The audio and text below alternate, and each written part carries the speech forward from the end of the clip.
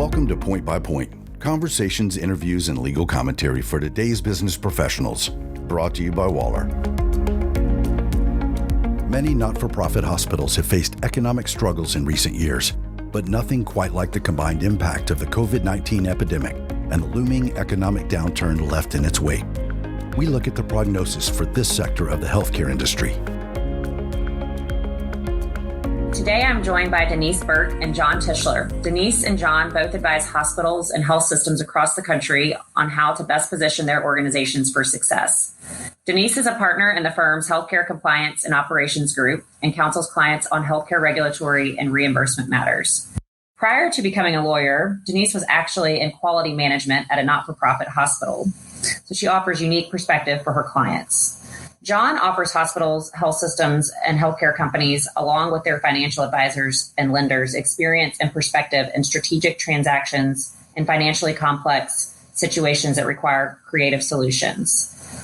John, I'm going to start with you today and welcome you to the show. Really excited to have this conversation. It feels like there is, so much going on. The hospitals are at the front line of this pandemic right now. We as a firm spend a lot of time working with hospitals across the nation of all shapes and sizes, but I'm really curious to get your perspective on specifically not-for-profit hospitals and even more so rural hospitals. So set the stage for us. What was the situation prior to this pandemic somewhat suddenly hitting the U.S.? Thanks, Morgan. I appreciate it. Where rural and not-for-profit hospitals are not in a system, most of those were struggling financially prior to the pandemic. Many of these hospitals serve mostly Medicare and Medicaid populations. Reimbursement rates for those government programs compared to the actual cost of providing health care have been declining, especially in states that did not expand Medicaid. Thus, prior to the pandemic, many of these standalone rural hospitals were losing money and had been losing money for several years. So, Denise, anything that you would add to that as you've been working with hospitals across the country prior to the pandemic? Not really. 120 hospitals have closed in the last decade, at most in rural areas, and 2019 was the worst year yet. So those statistics alone confirm John's assessment. Wow. So it's a challenging situation even before you add on a pandemic that most of us really weren't, most of hospitals weren't fully prepared for what was to come. So then the pandemic hits. What is the situation now and what do you foresee it'll look like over the next couple of months? Denise, I'll start with you. Well, so many facilities were struggling prior to the pandemic, and many were only remaining viable because of the elective procedures that they were doing. Then, of course, elective procedures had to be canceled because we're trying to preserve the protective equipment for our frontline providers on the COVID front. So the situation was really bleak initially. Fortunately, the government has reacted quickly, and many providers have already received advance payment loans and grant payments from the $30 million grant payment under the CARES Act. So for the moment, I think that most facilities are stable. However, to remain stable, those facilities are probably going to need to take advantage of additional aid from the government until the elective procedures can ramp back up, and then hope that those procedures ramp back up before the aid runs out. There are just so many unknown variables right now, and brave leaders in these institutions have to spend a substantial amount of effort planning for both the worst and best case scenarios at the same time. It's going to take a fair amount of modeling, and none of that's going to be perfect, but we're going to have to chart courses assuming that more aid will come and also assuming more aid may not come. John, anything you'd add to that? Yes. First, it's a bit uncertain as to the amount of loans that providers can receive. In many instances, we've heard that the Small Business Administration is limiting the total loan amount to $15,000, which is really just a drop in the bucket for a lot of these providers.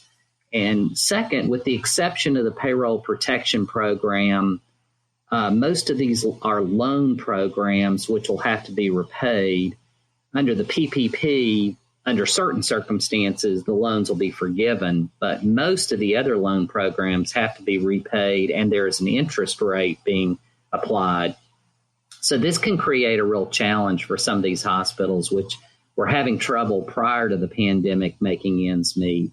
Now, if they take some of these loans and that keeps them afloat for a few months, but then the government starts recouping the loan payments out of their reimbursement payments, that they could find themselves in even worse shape than before when they took the money.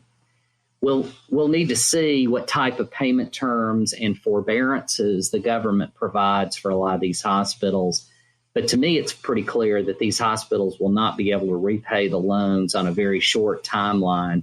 And some are being discussed being repaid over a very short period, such as 3 to 6 months. Wow. I mean, one can hope that elective procedures ramp back up sometime between now and then. But if not, it's hard to see where they would find the funds to be able to quickly repay those loans. Well, Morgan, that's one of the challenges. We all hope that those elective procedures ramp back up quickly.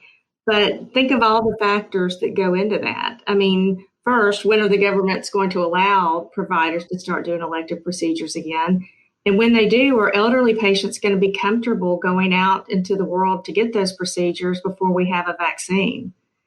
Then you've got so many people that have been laid off due to the pandemic that may not have the money to pay their co-payments and deductibles, or may not even have health insurance that they previously had.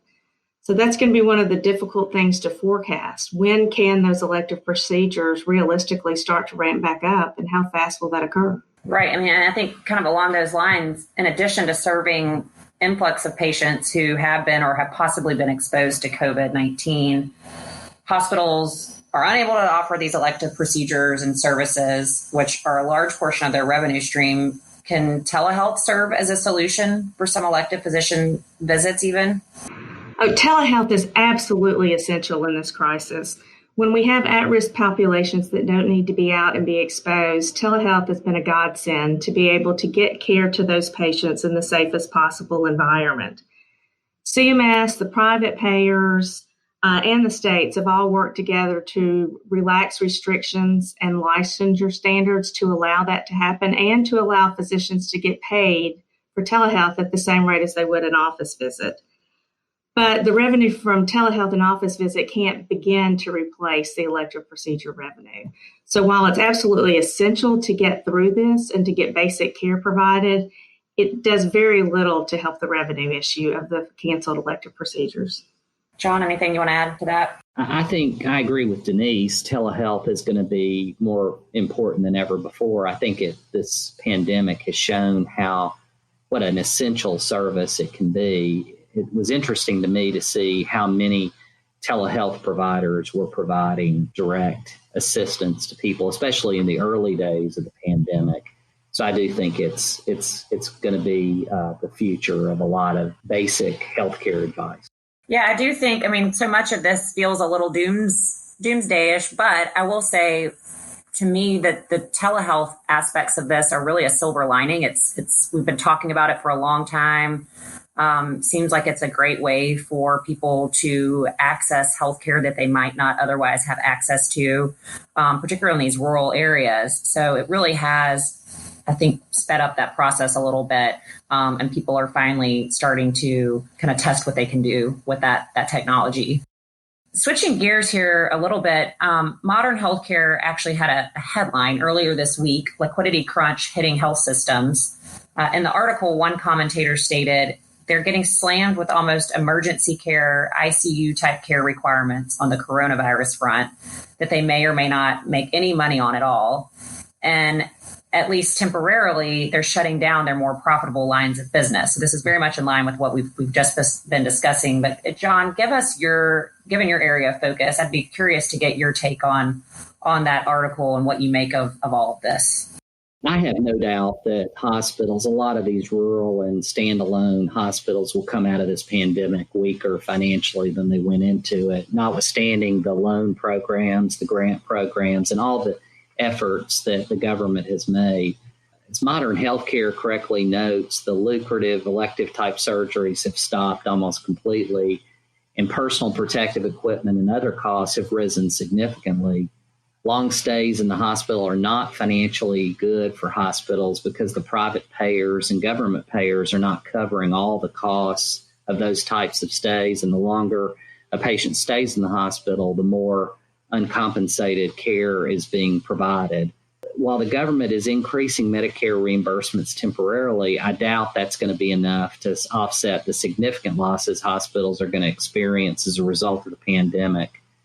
Most hospitals operate on a very thin, if any, positive operating margins. I think it's 2 to 3% in most cases.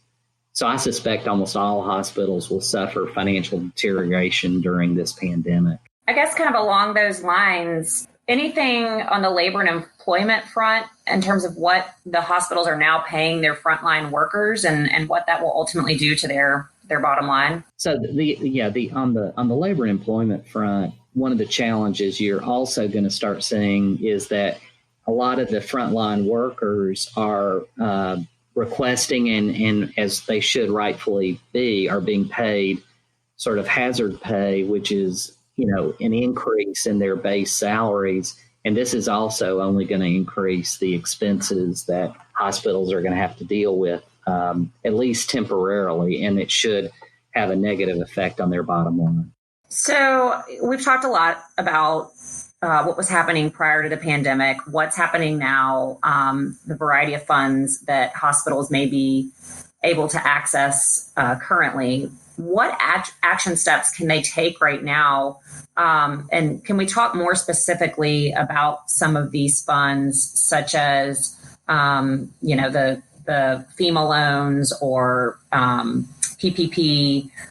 You hear a lot of these acronyms being thrown out there right now, but if I'm a hospital, what can I do at this very moment?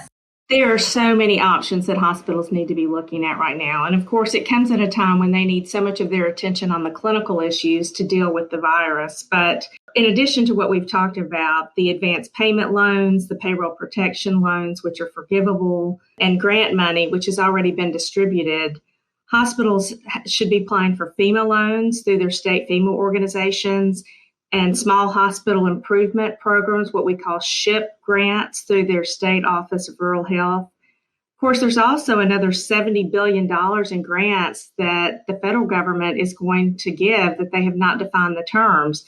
Although we have been told through presidential press conferences that some of that money will be allocated to rural health providers with high Medicaid and uninsured populations. Most rural hospitals fit into those categories. So there are absolutely additional programs out there that they can apply for now, and there should be additional grant programs in the future. And beyond just looking for the government, there are other things that hospitals can do. Hospitals that are paid on cost basis should be filing interim cost reports to reflect the new reality of the cost structure. Cost per admission is higher now because of the lower volume. When they canceled the elective procedures, the cost for those hospitals didn't go down. 80 to 90% of the costs are the same. So hospitals have the right to file interim cost reports and start getting higher reimbursement. That's really interesting. I wonder if a lot of hospitals are aware of that, right? How do they start that process? Well, they should probably just talk with their advisors that help them submit their cost reports now. There's additional revenue from Medicare that they can get by filing those. They can take the information on the higher cost per patient and update their Medicare Advantage rates to get higher rates for Medicare Advantage. And they should even approach their private payers and ask for advance payments, interim payments, or some sort of altered payment structure to help get through the crisis.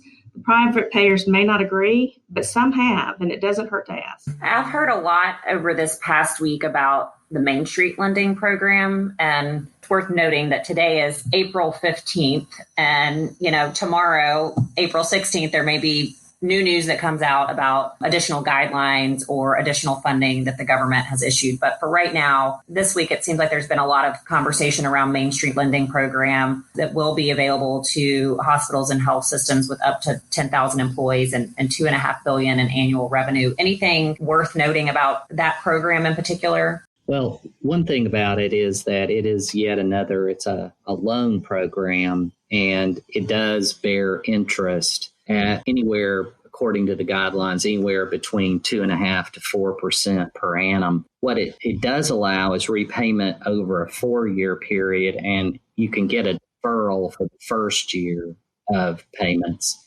But again, it's a loan. And so these loans, in my view, are really better geared towards some of the healthier healthcare systems than some of the ones that may not have as much ability to manage additional debt load.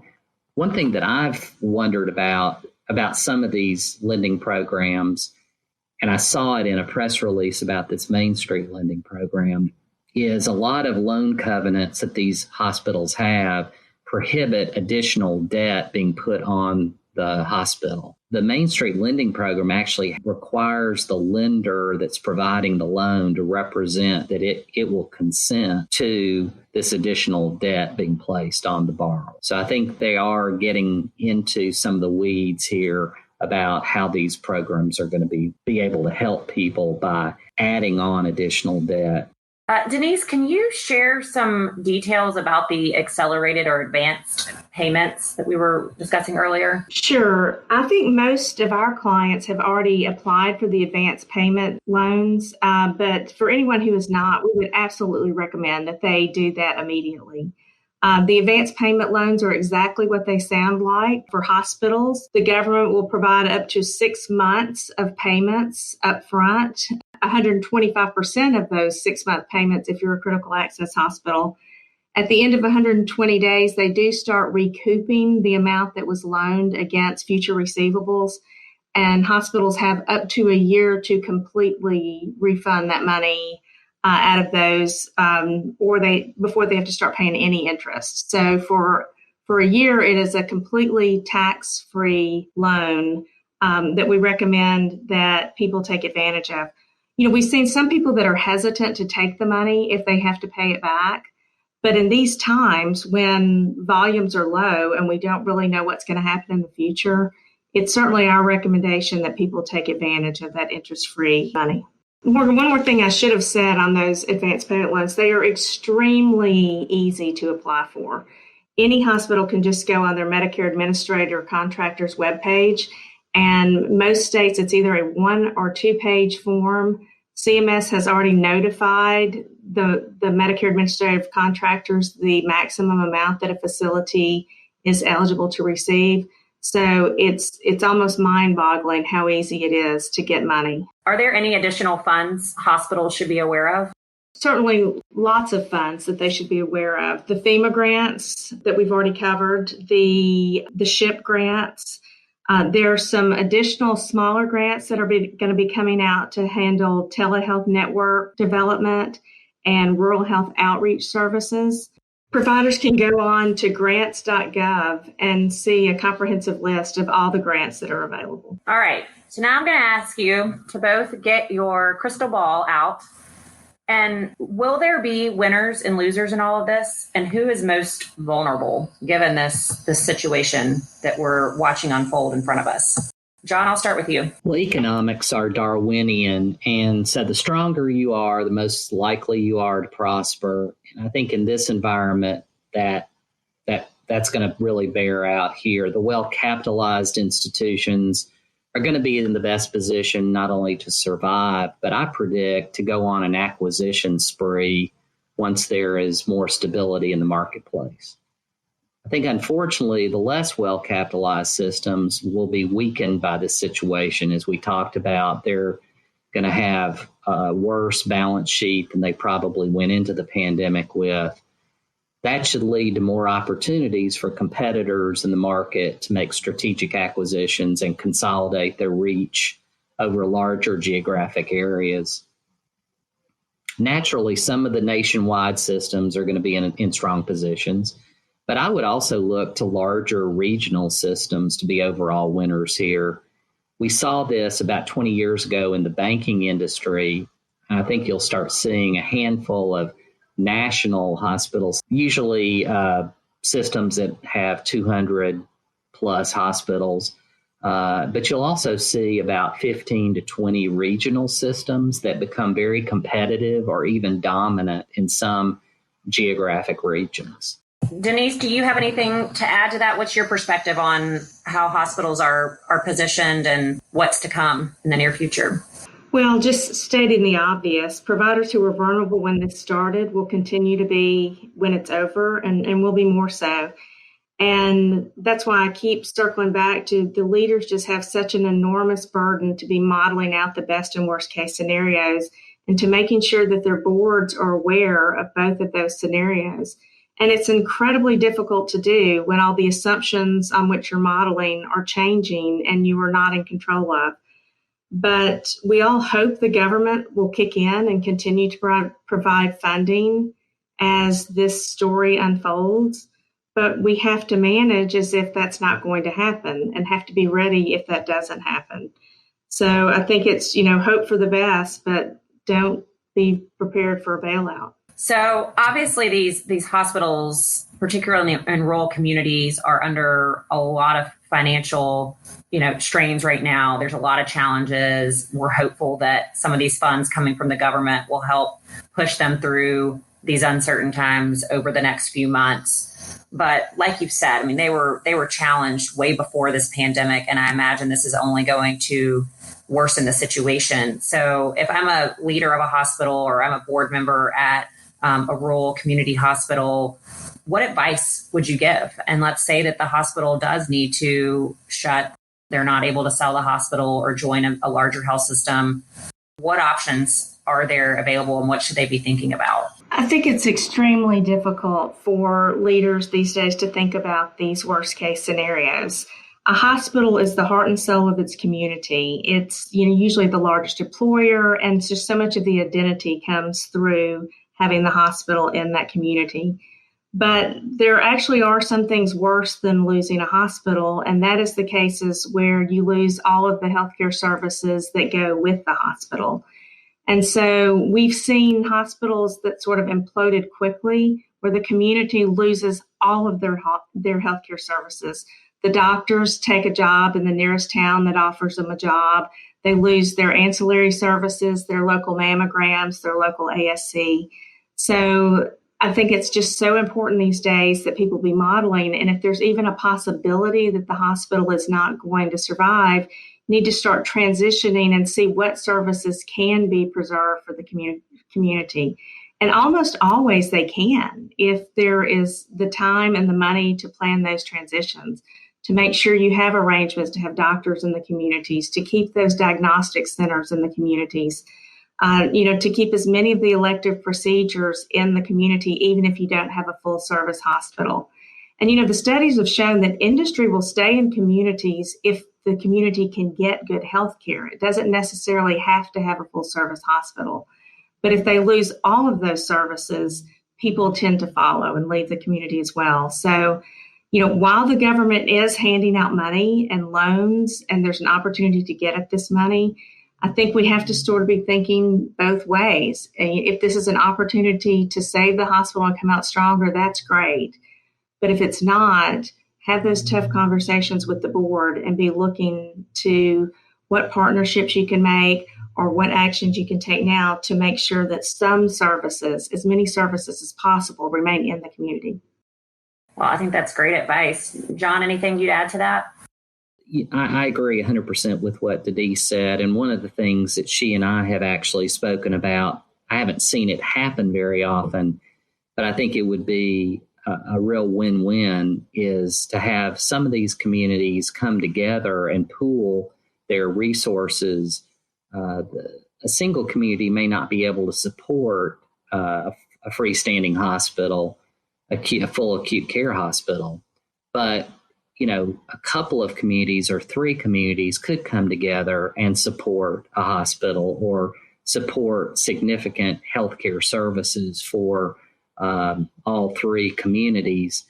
It'll require a very visionary type of leadership, because obviously there are always competitions between places and everybody wants their own. But I think if people realize that by pooling their resources together, they can have even more, then I think there will be some real winners come out of this process. Right now, hospital administrators and those on the front line, physicians, nurses, are really focused on what's in front of them right now and this, very emergent situation with the COVID pandemic.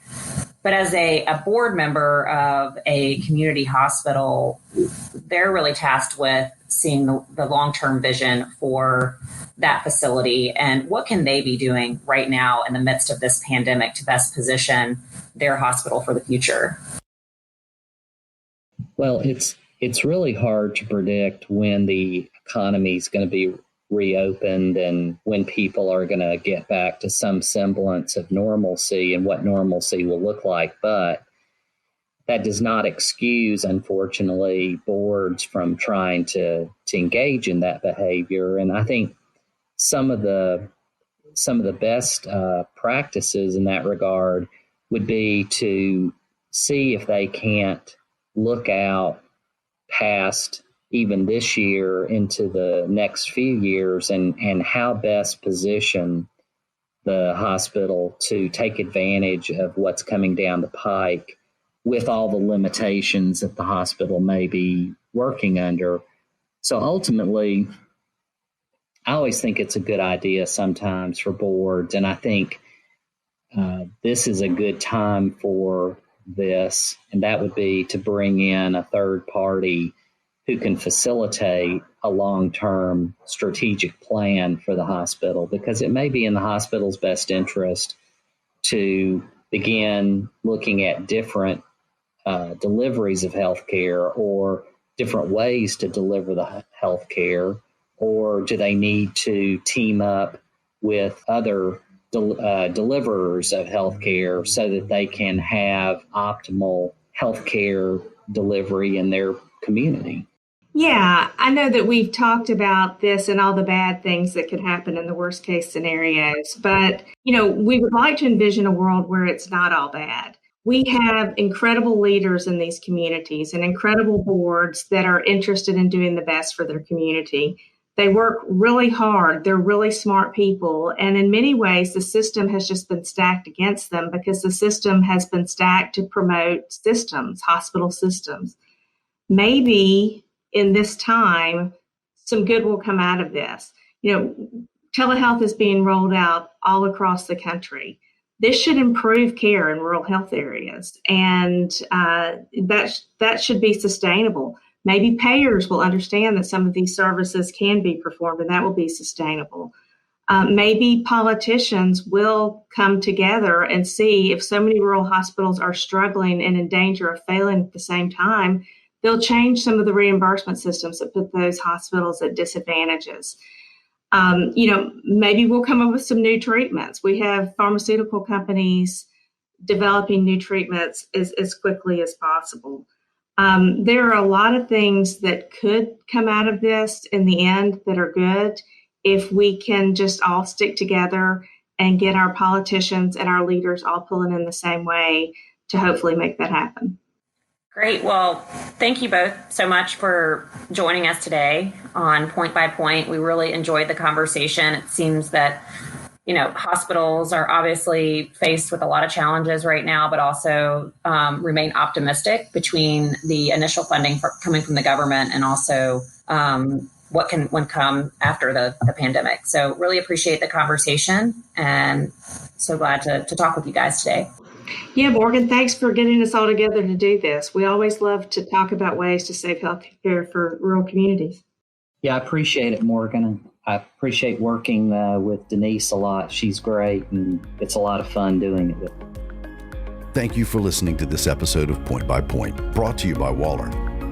Visit the News and Insights section of our website to listen to more episodes, subscribe to the podcast, find show notes, and more.